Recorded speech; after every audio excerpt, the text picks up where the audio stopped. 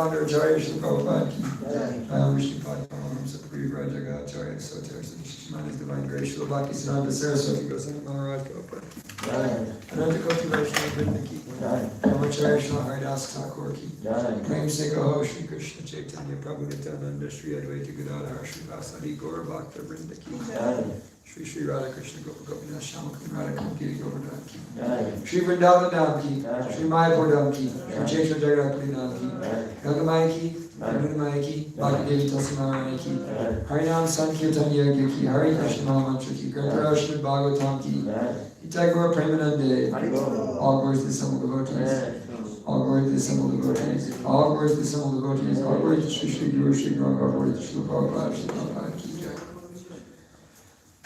Om Ajnanatimarandasya Gyananjana Shalakaya Chakshuranmilitam Yena Tasmai Sri Gurue Namaha Shri Chaitanya Manobhishtam Yena Bhutale Swayam Rupa Kadamayam Dadati Swapadantikam Vandeyam Shri Guru Shri Uttapadakamalam Shri Gurun Vaishnavamsta Shri Rupam Shagajatam Sagana Raghunathan Vitam Tam Sajivam Sadvaitam Savadutam Parijana Sahitam Krishna Chaitanya Devam Shri Radha Krishna Padan Sagana Lalita Shri Vishakanvitam Sta Hey Krishna Karuna Sindhu Dinabandhu Jagatpate Gopesha Gopaka Kanta Radha Kanta Namostate Tapta Kanchana Gaurangi Radhe Vrindavanishvare Visubhana Sute Devi Pranamami Hari Priye Namaste Giriraj Shri Govardhana Namane Shesha Shaya Parmanandanaine Vancha Kalpatarabhyascha Kripa Sindhubhye Vacha Patitanam Pavanebhyo Vaishnavebhyo Namo Namaha Jai Shri Krishna Chaitanya Prabhu Nityananda Shri Advaita Gadadhar Shrivasari Gaura Bhakta Vrinda. Hare Krishna Krishna Krishna Hare Hare Hare Rama Rama Rama Hare Hare. Mare Kabando Mad Sangin Mad Guru Mad Madana Mad Nistaraka Mad Bhagya Mad Ananda Namostute Asaru Saru Tadayanati Nicho Chitakara Hanamuncha Karachin Mam Premna Hurtkatayos Puraha. Om Namo Bhagavate Vasudevaya. Om Namo Bhagavate Vasudevaya. Om Namo Bhagavate Vasudevaya.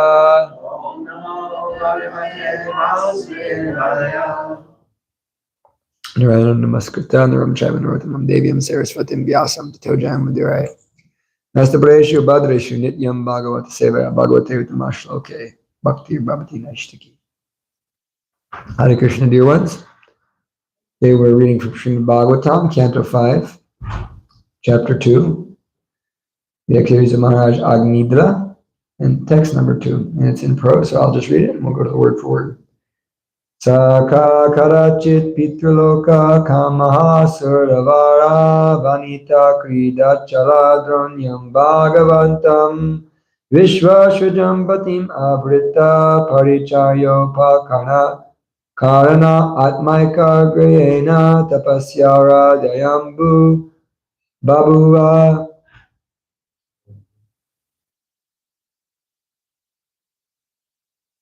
Saha, he, King Agnidra, cha, also, karachit, once upon a time, Pitraloka, the Pitraloka planet, Kamaha, desiring, Suravara, of the great demigods, Vanita, the woman, Akrida, the place of pastimes, Achaladronyam, in one valley of the Mandira mountain. Bhagavantam, under the most powerful Lord Brahma.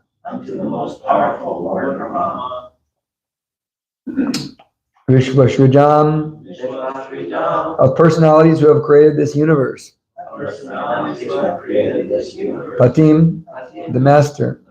Abrita, having collected. Aricharya Upakarana, ingredients for worship. Atma, of the mind. Eka Agrena, with full attention. Tapasvi, one who executes austerity. Aradayam, Babuva, became engaged in worshiping. Translation. Desiring to get a perfect son and become an inhabitant of the Pitraloka, Maharaja Agnidra once worshipped Lord Brahma, the master of those in charge of material creation. He went to a valley of Mandara hill, where the damsels of the heavenly planets came down to stroll. There he collected garden flowers and other necessary paraphernalia. Then he engaged in the severe austerities and worship. Please repeat. Desiring to get a perfect son and become an inhabitant of Pitraloka, Maharaja Agnidra once worshipped Lord Brahma,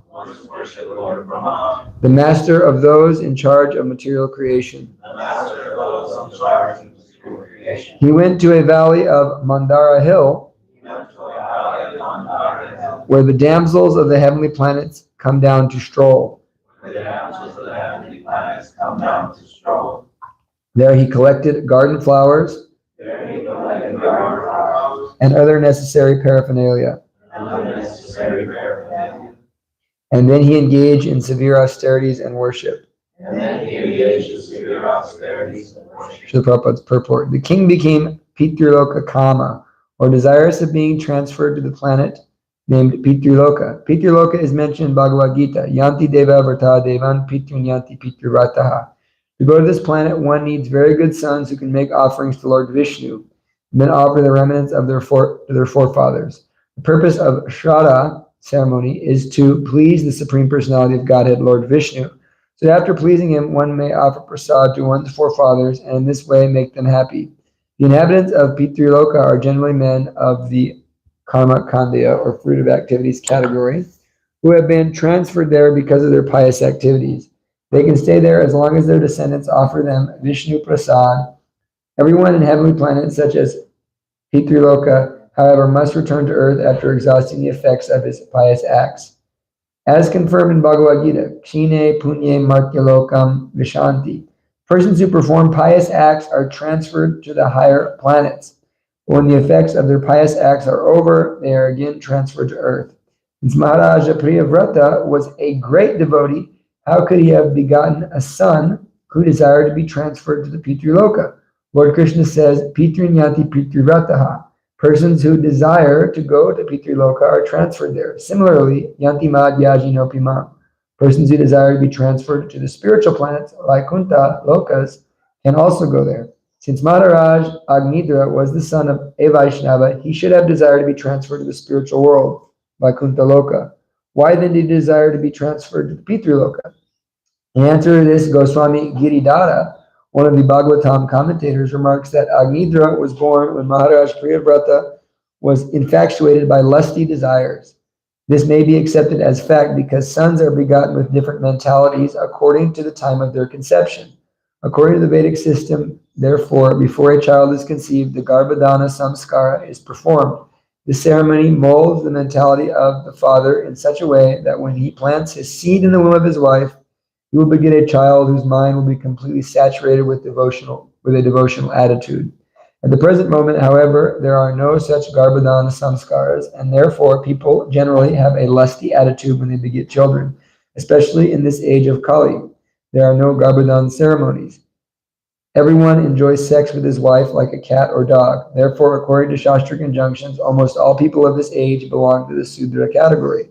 Of course, although Maharaj Agnidra had a desire to be transferred to the Pitruloka, that does not mean that his mentality was that of a Sudra. He was a Kshatriya. Maharaj Agnidra desired to be transferred to the Pitruloka, and therefore he needed a wife, because anyone desiring to be transferred to Pitruloka must leave behind a good son to offer yearly pinda, or prasad from Lord Vishnu. To have a good son, Maharaj Agnidra wanted a wife from a family of demigods. Therefore, he went to Mandara Hill, where the women of the demigods generally come to worship Lord Brahma. In Bhagavad Gita 4:12, it is said, Kankshanta karmanam siddham yajanta iha devataha. Materialists who want quick results in the material world worship demigods. This is also confirmed in Srimad Bhagavatam, Sri Aishwarya Prajap Sabaha. Those who desire beautiful wives, substantial wealth, and many sons worship the demigods, but an intelligent devotee, instead of being entangled by the happiness of this material world in the form of a beautiful wife, material opulence, children, desires to be immediately transferred back home, back to Godhead. Thus he worships the Supreme Personality of Godhead, Vishnu. Namo Vishnu Padaya Krishna Prashtaya Bhutale Srimati Bhaktivedanta Swami Iti Namani Namaste Saraswati Devi Gauravani Prachari Virvashesha Shami. Namaste.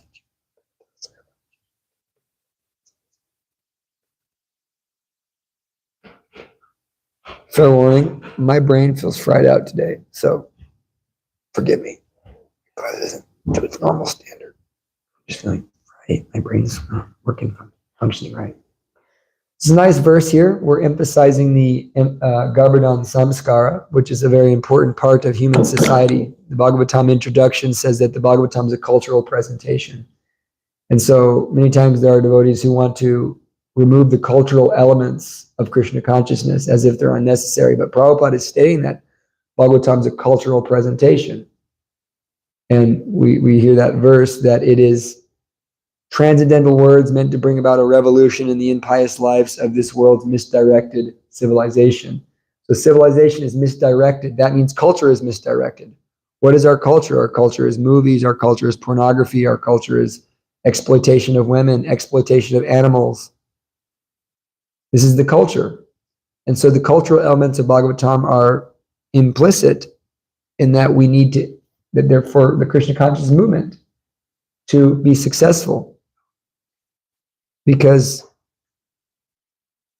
without that spiritual culture, you'll have a big disturbance in society, like that verse from the Goswamis where it says that all of the tantras, all of the activities of devotional service, if they're not done according to Tantra, according to Purana, according to Veda, if they're not done accordingly, then there's so much disturbance in society.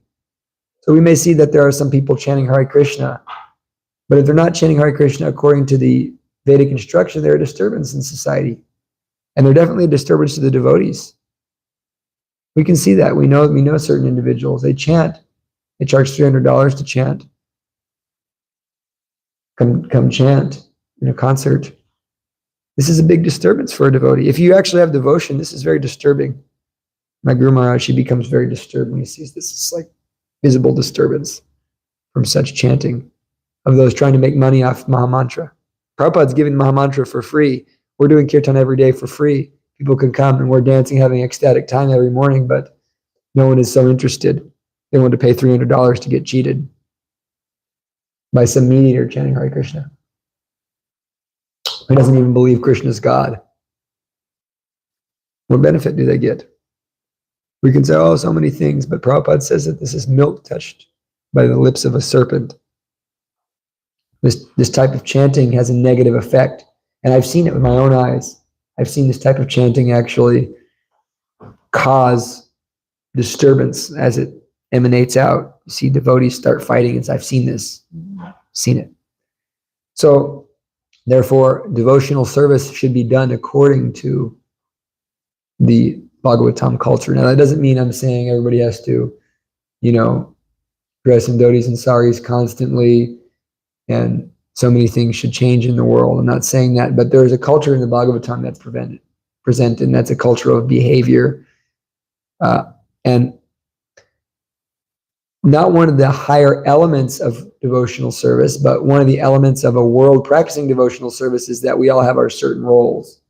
We should play our roles, because that's a way of society becoming peaceful. So there's an emphasis on Garbhadam Samskara. Garbhadam Samskara is an element of spiritual culture in which children are begotten with intention. And we're having a huge problem in the world where there's so much abortion debate. And I'm reading now that actually abortion is the leading cause of death every year now. In fact, I was reading that my generation, which I'm actually a millennial, but I'm on the cusp of millennial and Gen Z. But the number one cause of Gen Z death is abortion. And it's massive. It outdoes the Nazis. It outdoes, Joseph Stalin. It outdoes Mao Zedong. It outdoes all those guys, the amount of children that are killed via abortion. So why is this happening? Because people are like cats and dogs. They don't understand the intentional nature of sexuality. There's so much energy involved in bringing a child into the world. And if people understood this, it would definitely change the way we look at society. I wish someone had explained to me when I was young that sexual energy is a powerful creative energy that's given to us by God to use in his service. And that if you waste it, it makes you drained, especially men. It makes them drained, makes them weak, makes them unable to function properly in society. But when men preserve that energy, they become powerful. They become confident. They become able to perform activities that they wouldn't otherwise be able to perform.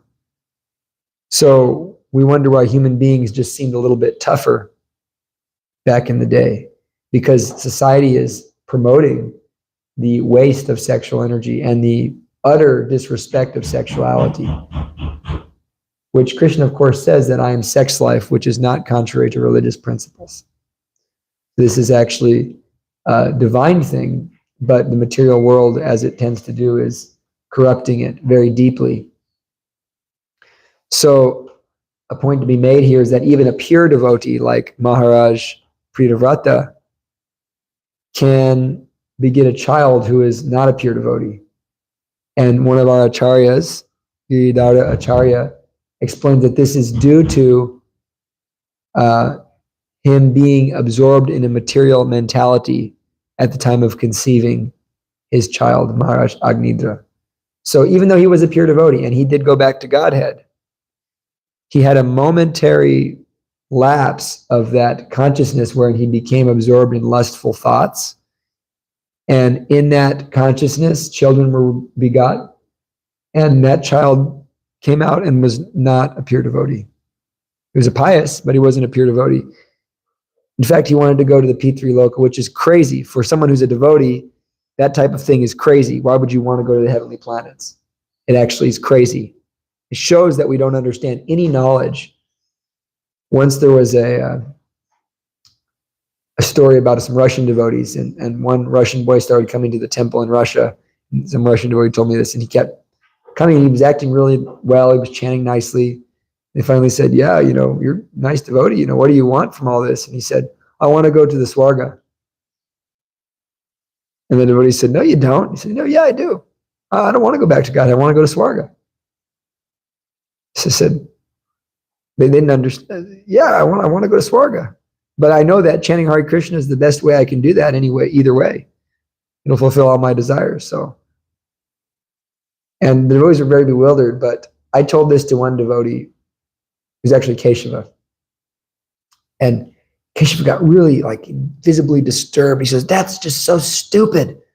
So you can see that they have no understanding of any philosophy. They can't understand they're not this body. Because if you understood you're not this body, why would you want to enjoy this body? Keshava was actually a very realized personality. But yehi samsparsha jabo ga dukkha yoniya eva teyari yatamanta konte anatesha ramate buddha. The wise don't delight in these temporal sense pleasures.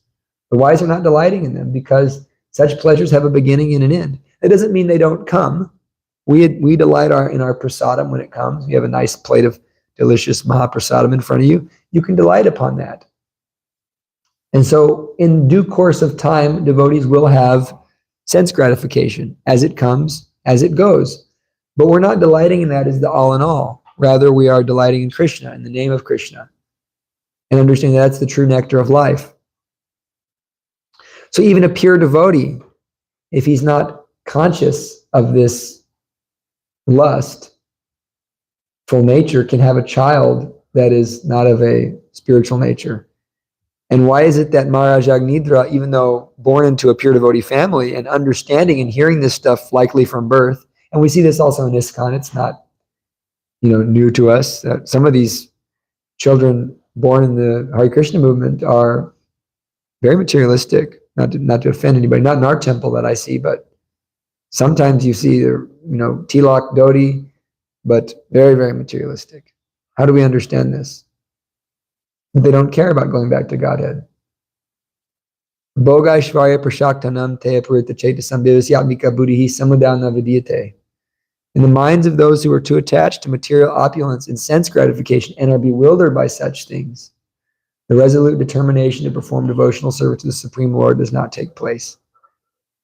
They're too attached to Aishvarya and Bhoga, to enjoyment and opulence. The glitter of material energy is so strong that these souls become attached to that, and therefore they're not determined to go back to Godhead. They're not thinking about it. And also they're not suffering enough. The mode of goodness has a tendency to make one lazy in terms of spiritual life. Like this person I was speaking with yesterday, he's a good Catholic kid, He was saying, I fight my lust and I'm really trying hard, and I don't drink, I don't smoke, I don't do any alcohol, I never do any drugs, So seemingly appearing like a good person, and therefore trying to get him to say hey, this will get you high, this is the highest high, this is the greatest thing you'll ever do, and you're not going to suffer. It wasn't clicking because my life's pretty good. My life's good. Why should I go and perform this devotional service? So you see, the mode of goodness makes one lazy. they become conditioned to a sense of happiness and knowledge. And therefore, they have a tendency to also think that I'm better than others. So when we become conditioned to a sense of happiness and knowledge, we don't tend to become serious about the nature of the world we're living in. We're in a burning house. So the mode of goodness is very dangerous also, because someone in the mode of passion is feeling the flames. Someone in the mode of ignorance can also feel the flames of darkness, burning them. But someone in the mode of goodness is there in the burning house. Yeah, not so bad. Why should I get out? This room's not on fire. I can't see the fire. And so then the whole house collapses on them. So in this way, we have to be wary of all of the modes and become transcendental and understand very fully this knowledge. And if we're going, in this verse, of course, is speaking of bringing children into the world, it has to be done with intention. Otherwise, you'll have a Maharaj Agnidra situation. And all these kids, generally in our movement, they may not be, 16 rounders. A lot of them aren't 16 rounders, let's be honest. Some of them are. A lot of them are. Yeah, I know. I'm just speaking about when the children are born. They're a lot of times they're not 16 rounders. They're vegetarian, hopefully. And they may come to the temple and bow down once in a while, stand in a kirtan looking sad. Or they may be, expert mridanga players, expert kirtan leaders, but they don't want to chant any japa. They don't want to read any books. And in this way, you see that the Hare Krishna movement becomes a religion. That's why we really need to get this philosophy and then impart it to others. Impart this philosophy. So even that pure devotee can have this situation happen if one is not in the right consciousness at the time of conception. So with that understanding, if one becomes a father or a mother, teacher, demigod, husband, as Lord Rishabhdev says, that the goal of such things, the qualification of such things, is that one can deliver his dependence. One must be able to deliver his dependence. How does that manifest? As from the very beginning, everything's done intentionally. So we can kind of derive from this concept that everything we do should be done with intention, not just begetting children. Our eating is done with intention because we eat prasad.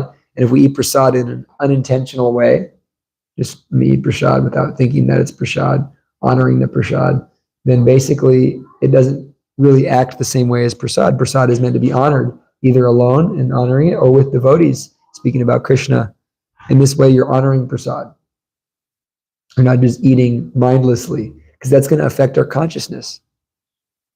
Prabhupada once said, I heard a lecture a few weeks ago, Prabhupada was saying, the moment a person fights over prasadam, it is no longer prasad. It loses its spiritual quality immediately. The moment you're fighting over prasadam, it loses its spiritual quality.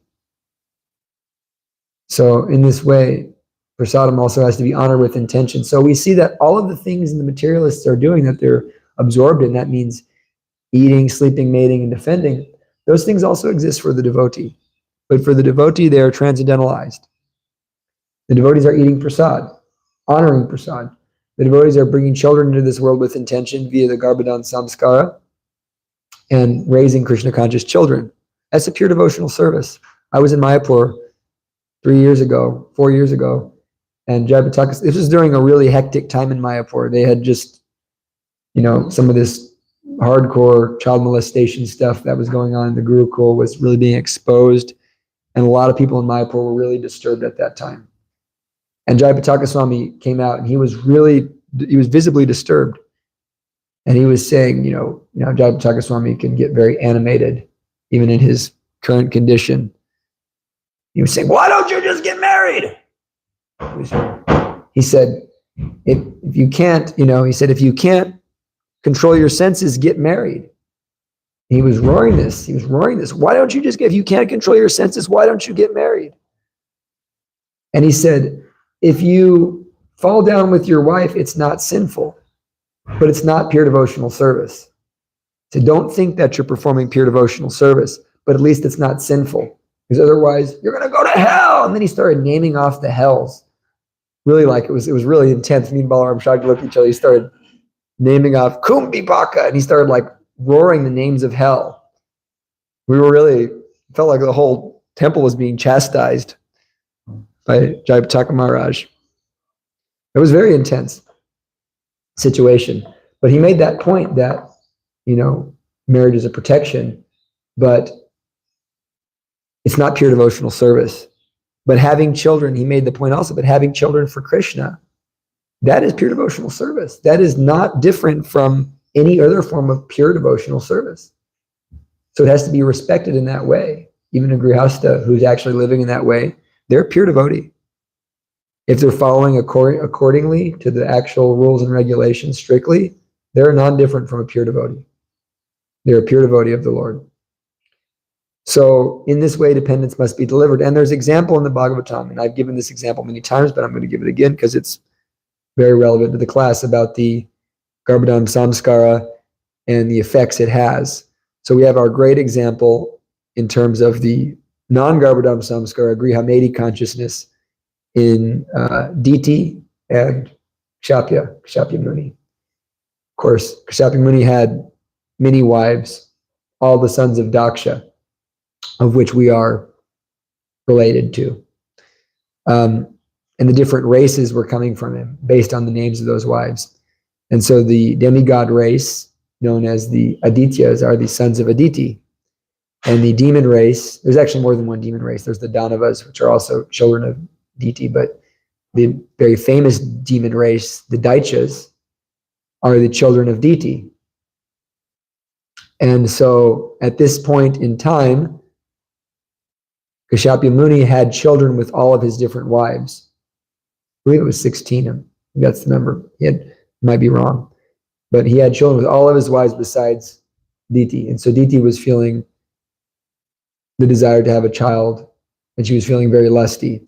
And so she approached Kashapya and she seduced him. It's it's kind of an explicit seduction scene there in the third canto, how she seduces him. And he says, no, this is not the proper time. If we have children at this time, there's every possibility that we're going to give birth to a demon because Lord Shiva is passing through at this time. Not a good idea. And she says, my dear Lord, please, I wouldn't approach you if this weren't the case, And so it's also described by Prabhupada that Kashapya Muni, he was just saying no as kind of a formality. He was also totally lusted out. And so there's that great scene in the movie, the Vishmahavatar Nrsimha movie. I remember I was at my mom's at one point and I turned that movie on. It was just there, the TV's there. And, that was the beginning scene. And like my brother's like, what the hell are you watching? It's so weird, Because it made Kashapya Muni like this giant ripped looking sage, And they're like, what the heck are you watching? I'm like, it does, trust me, it's spiritual. Just keep watching. So anyhow, naturally, okay, they had children, and bad news. Hiranyakashipu and Hiranyaksha were born. And so you can see the effects that had on the universe. Now, hopefully we don't give birth to Hiranyaksha, Hiranyakashipu, but this is a real thing, I was reading once, they interviewed Saddam Hussein's mother. And she tried to abort Saddam Hussein like multiple times because she became convinced that a demon had entered her womb. And every single male in the family, the father, the grandfather, all the brothers, they all died. And she was saying that this child is killing them with his willpower. He's killing them. He's evil.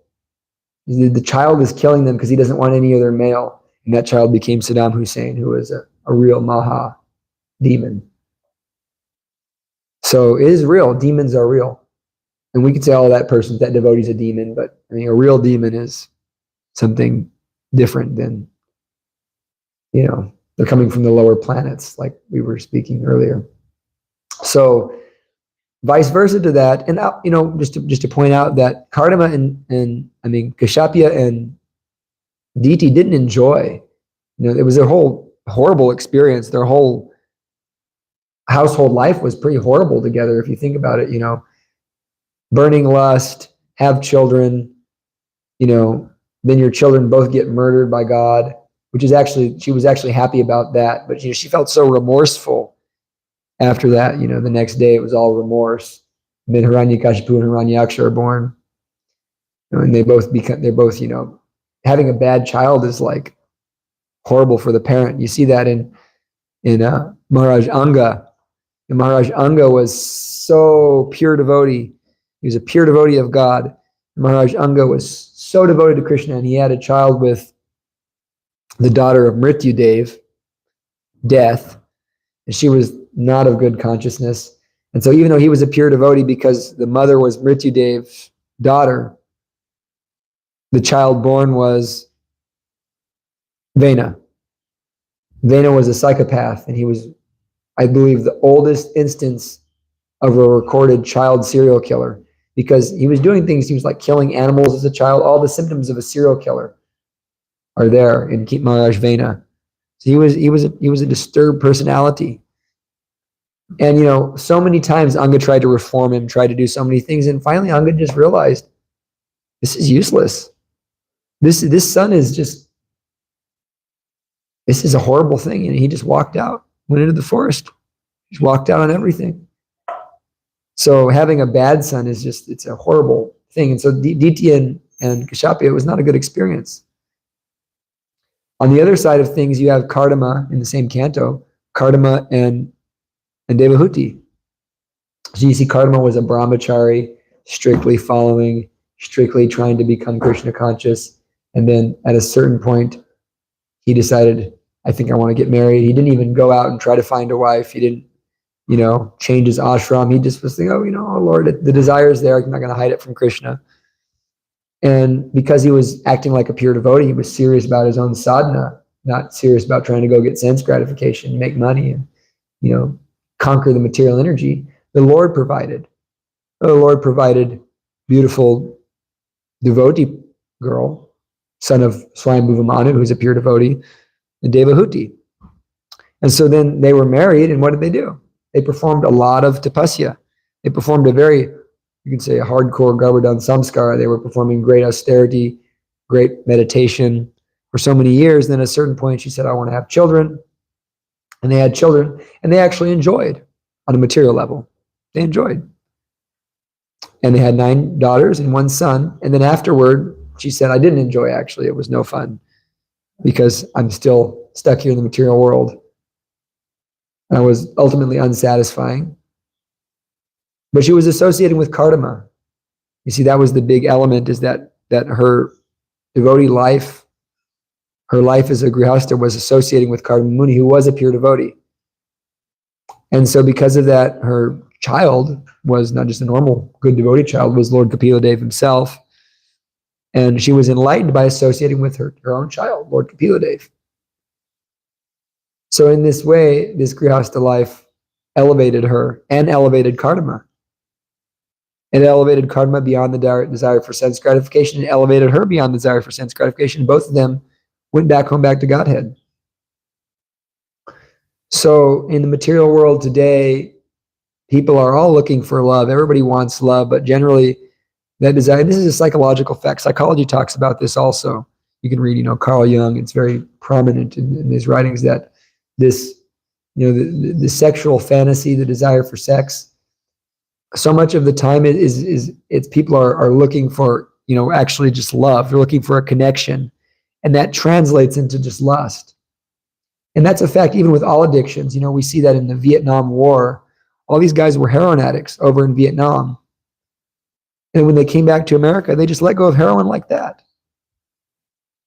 They just stopped doing heroin. Who's able to just drop a heroin addiction? They were able to do it because all of a sudden they were with their families and they were with people they loved again.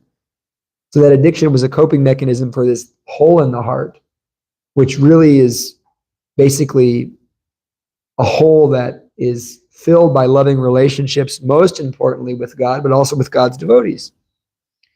So we're all looking for that, and that's why we need to have this beautiful loving relationship with Krishna and a beautiful loving relationship with Krishna's devotees.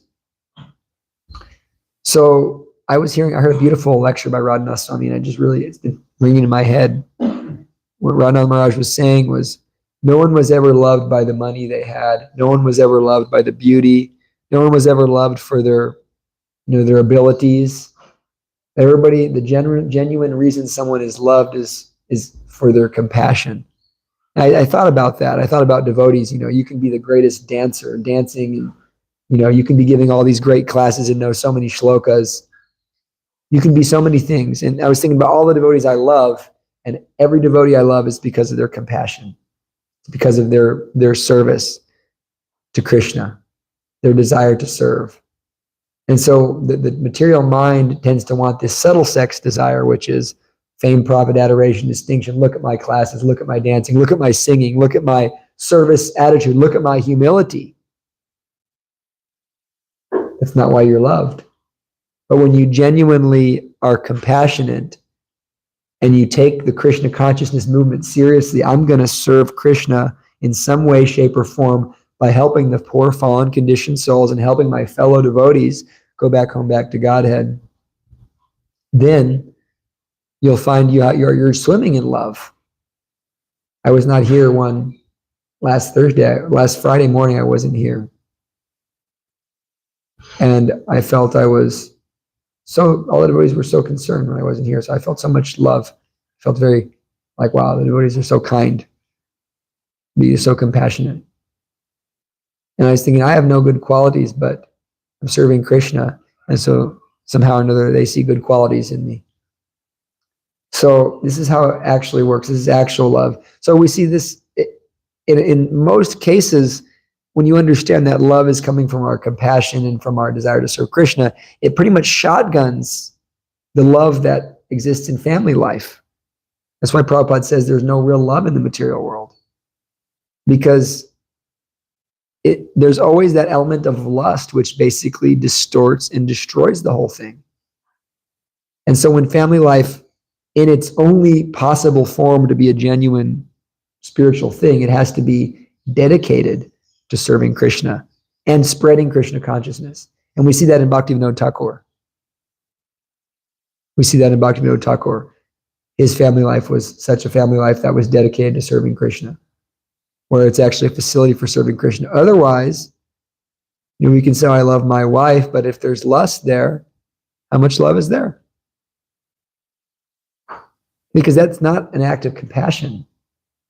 That's ultimately an act of business. And so therefore it doesn't ultimately satisfy us. So Prahlad Maharaj says, Tat sadhu manye suryavarya dehinam sada samudvingadiyam asadgrahat itvatma patam grihamanda kupam vana gato yad dharmashriyeta. Is that, oh, best among demons, oh my dear father, greatest of all asuras, greatest demon. Your uncontrolled senses in your temporary family life are miserable.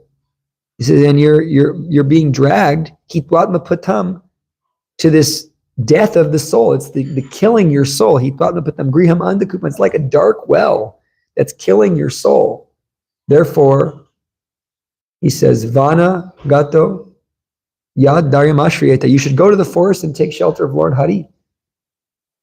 So in this way, Prahlad Maharaj condemns Grihamedi life, because without the shelter of Krishna, there's nothing that can benefit.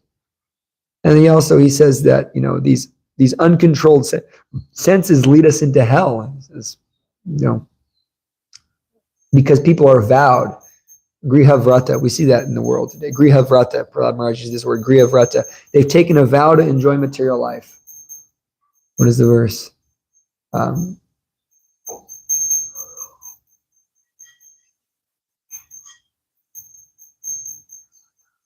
Matana Krishna Parata Swatova Mito Vipadyeta Grihavratanam Adanta Gobir Vishatam Tamisram Punash Punacharvita Charvananam. Oh, my dear Lord, my dear Father, you're being dragged by your uncontrolled senses into hell. They're dragging you to hell. These uncontrolled senses are dragging you to hell because such person never have an attraction for Krishna.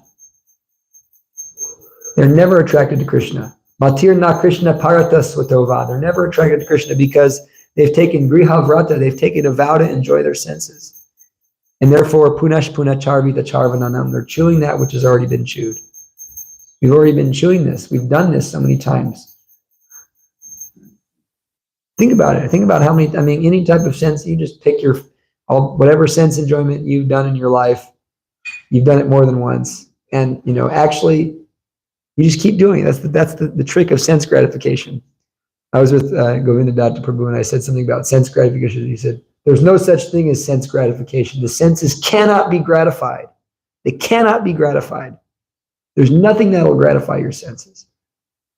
And so it kills your spirituality. So we have to understand that real and genuine spiritual life is basically living a controlled life. Whether you're a grihastha or a brahmachari or sannyas, there has to be serious sense control. Bhaktivinoda Thakur is the greatest example in my mind, because he had the propensity to be a grihastha. Obviously, he had 14 children. But everything was done in perfect Krishna consciousness as service to Krishna. And what was the result of his grihastha life? Srila Bhaktisiddhanta Saraswati, pure devotee of the Lord. So let us not be tricked by Maya. We should go back to Godhead. We should want to go back to Godhead, because we see that this Prabhu Amnidra, he is desiring to go to the Pitri Loka. He wants to go to the higher planets. Now, for most of us in the Western world, we never even heard there were higher planets. We were just growing up, there was heaven and there was hell. And you certainly didn't want to go to hell, so let me go to heaven. But, for those who are in the culture of Vedic culture, growing up with the Vedas, there's these higher planets. You can go to Swarga and you can dance with the Apsaras and hear the Gandharvas singing. Oh, this is very nice. I'm not really interested in, going to Goloka Vrindavan and, dancing with Krishna. That sounds like it can get boring. I remember when I was a kid, they were telling about heaven. I was like, heaven sounds really boring. I'm kind of scared. I don't want to go to hell, but I guess I have to choose heaven. But heaven sounds boring. You're just, what's heaven like, Father? You just look at God constantly, and he just, looks at you in perfect union. That sounds like church. That's really not fun.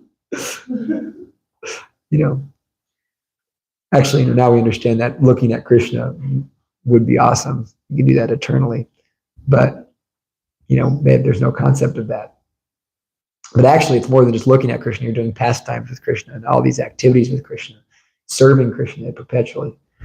So we may not understand the heavenly planets, and Maharaj Agnidra is trapped in this situation where he wants to go to heavenly planets, but we can understand that even in this life, there's the propensity to want to go to a heavenly planet on earth, to have a better situation.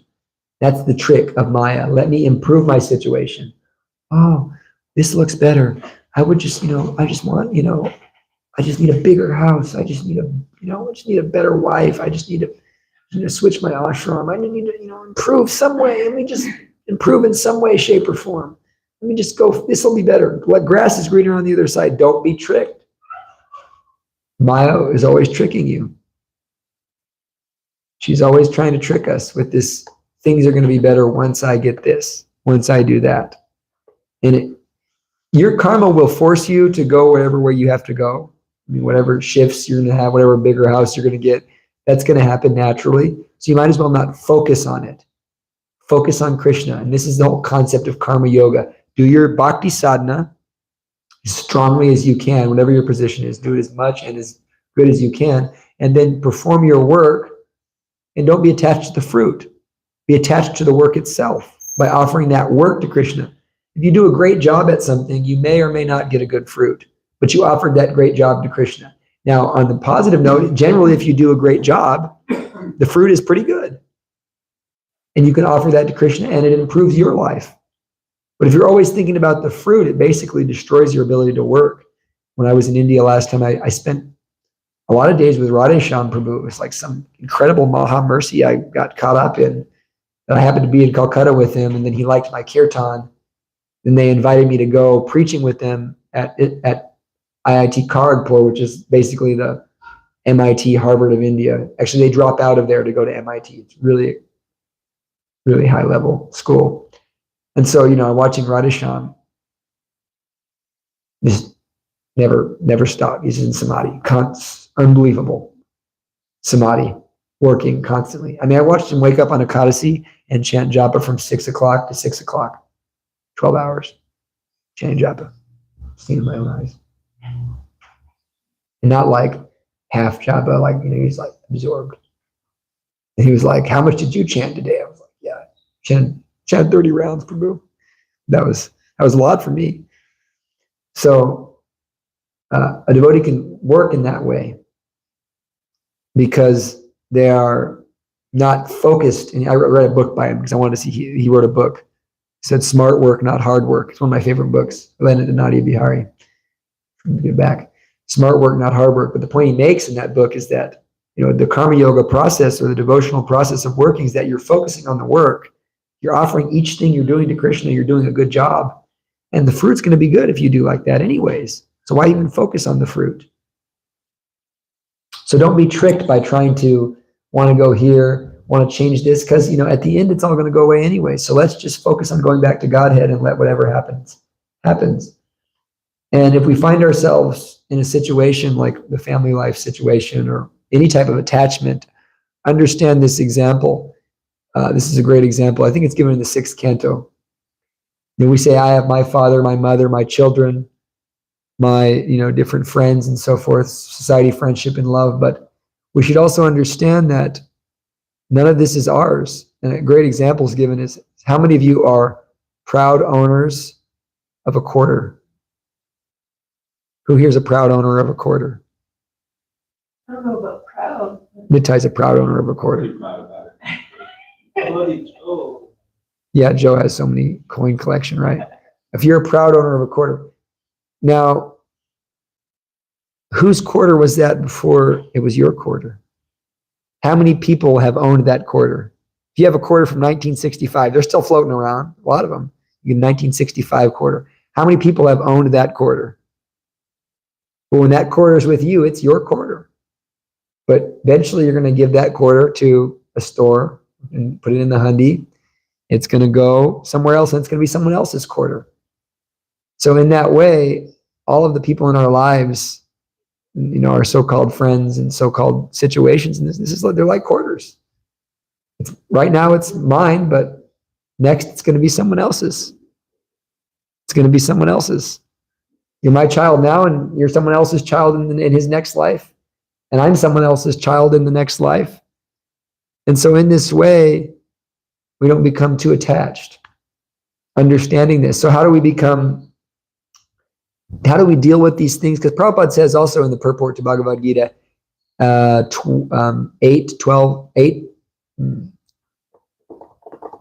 8 through 12, Prabhupada says that the family, the children, wife, husband, they're natural objects of affection. So if they're natural objects of affection, Prabhupada says that there's nothing wrong with having them, but when they become an impediment to Krishna consciousness, that's when it's a problem. So it's natural to have affection for our friends and for those who are with us, family and so forth. But how do we actually transcend this material attachment? And it always comes back to serving Krishna, hearing and chanting. This is the real thing, is that whether you're a grihasta, whether you're a brahmachari, you're none of those things, you're a servant of Krishna. So simply engage in Sankirtan. It's one of those things, especially about household life. Prabhupada says so many times, family should come together and chant Hare Krishna. The family should come together and do Kirtan together. I don't want to be honest with you. I know very little families in the Hare Krishna movement who do Kirtan together. They come to the temple maybe. One does, and then when the disturbed child stays back and plays video games or something.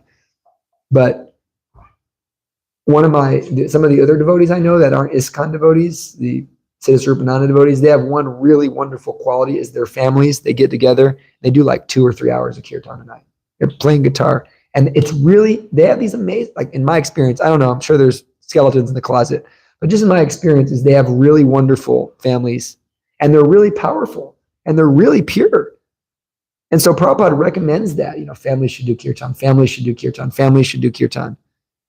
And we see that in Srivas Thakur. Lord Chaitanya asked him, how are you supporting yourself? I don't know, I just clap my hands, and if Lord, Krishna doesn't give it to me, I'll drown myself in the Ganges, because we just do kirtan all day. And that's all they were doing. They were doing kirtan all day. And so family life should be that way. That's the real ideal. Let us focus in on this hearing and chanting.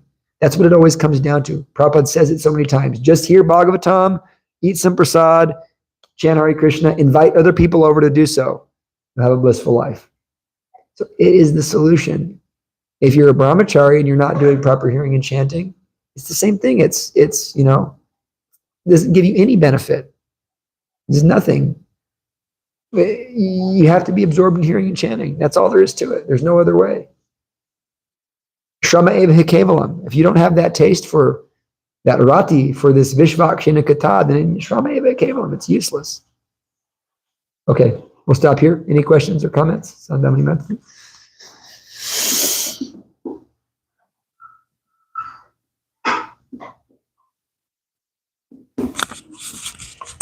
Just a comment, you were saying about how devotees, when you're talking about grahasta devotees and how if they're following strictly, then they're like pure devotees. And Prabhupada gives the example of the mango. If the mango is green, it's not ripe, but it's still valuable. You can still use it. But then it matures and then it becomes a very sweet mango. So we may be pure in many things, but we're not quite there yet. But we're a green mango. You can make a nice chutney out of that. You can make a nice sabji out of that. But really, you're waiting for the mango to get ripe to really relish it. Yeah. Any devotee who is following nicely, and I mean, I've known devotees who are really amazing, but they've had challenges. But the point is, they never gave up, trying to be strict. You can taste it. You can feel this. You can feel the energy and the power. It doesn't matter what their ashram is. You can feel that. And I've been feeling that inspiration. Seeing Kashtuba Prabhu is now becoming a spiritual master in our movement, and he was a brahmachari for a long time, but he had some challenge in the brahmachari ashram, and he told his Guru Maharaj, Tamal Maharaj, he said, I feel that the brahmachari ashram is totally full of darkness, and I feel that married life is totally full of darkness. Tamal Maharaj said, actually, both are full of light because you're a devotee. Both are full of complete light. Both paths are totally bright future for you because you're a devotee of Krishna and you're a nice devotee. And so because he was having so many challenges there, and it wasn't material desire challenges, he got married, but he didn't stop his serious devotional service. And now we're seeing there's people all over America that want to take shelter of him because he ended up doing this wisdom of the sages. Raghunath's funny and so forth, but they see Kashtuba as a serious devotee. And he started doing his own classes. People got into it, teaching Gita. And now he's giving shelter to people. So it's quite inspiring that when you have that serious devotional service, the fruit pays off. There's that famous statement in the early on, and a reporter asked Prabhupada, how many pure devotees, are there? And Prabhupada looked around the room, count how many are here. And then, it's 13. Yeah. Okay, 13 pure devotees. So yeah, Prabhupada very liberal. Nicely. That's it. That's what it comes down to. Following nicely. Chandrika, last comment. It's kind of like an observation. So, I've come across, many women that have tried to get pregnant and they just couldn't get pregnant and never did. And then I've come across, women that have just had abortion after abortion. And, so is that like the karma you think of the parents or the babies or both? Or just... Well, the parents, yeah, that's the karma of the parents if they can't have a child, if they're barren, that's a certain karma. But also, the children that are getting aborted, that's also bad. And I have heard Prabhupada say this, that, a lot of times that's the people who, do perform these abortions, they take birth and they end up like, the womb is described in third canto, how horrible the womb is. So, right, just stay there perpetually. It's rough. There's also a nice, no, this is not nice, I take it back. Actually, Hare Krishna. I don't want to say just because I said nice, it ruined the whole statement. So Hare Krishna. Oh, here he is now. Okay, I was going to say there's I don't know why I said nice. This is horrible. This is like menacing. There's a abortion doctor, and it's like he's killed like 300,000 plus children. You know, like he's like actually like a mass murderer. You know, and you know, like they say, oh, you know, they look like people respect them. They're doctors, you know, but actually they're not. They're psychos. And if you really, there are Christian people, and actually, you know, they go and expose these things, these abortion clinics, and they go in there, and they'll dress up like they'll send a girl in there, like they'll send like a 13-year-old girl in there, and she'll be like, you know, hey, I'm pregnant, you know, but I don't want anybody to know. But they're required to, you know, report that, and you can see people like, oh, you know, we're going to hide it, you know, they start trying to hide it.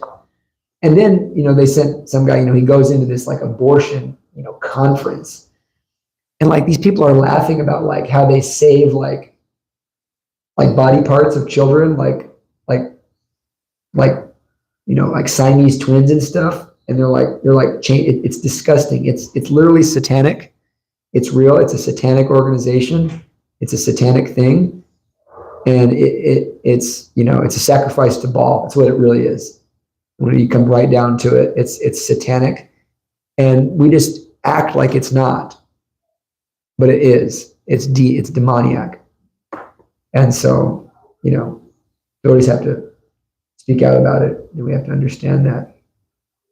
It's important to understand. So, Planned Parenthood was founded on the opportunity to commit genocide.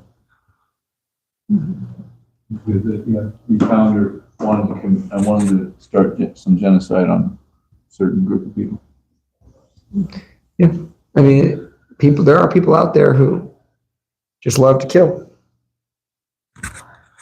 Okay, Hare Krishna. Let the Srimad Bhagavatam ki.